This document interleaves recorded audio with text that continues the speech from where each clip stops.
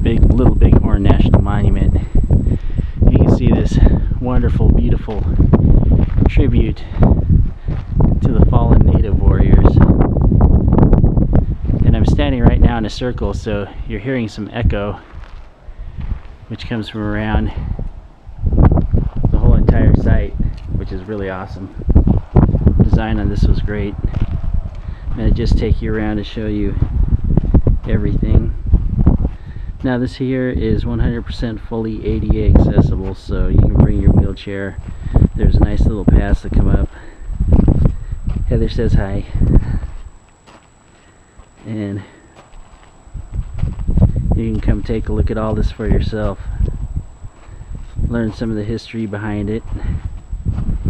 And of course, you know, this wasn't a battle of evil Indians versus the white man. This was started out with the Lakota Sioux and them having the Black Hills, gold being discovered in the Black Hills.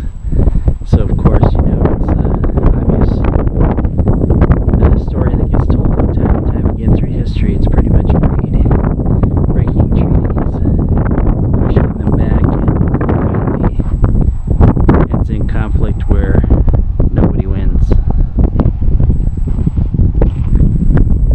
So I'm taking you through the native side just because I'm 1/4 Blackfeet myself, so this holds a lot of value to me.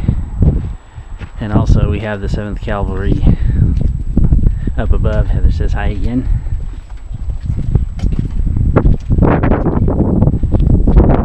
That memorial is just up the ridge. Get a zoom in.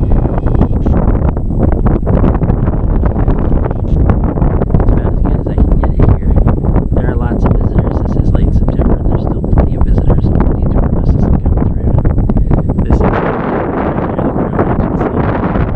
By the way, there's a great little museum that's just about 3 miles down the road, and that museum has a great deal of history, pictures, artifacts.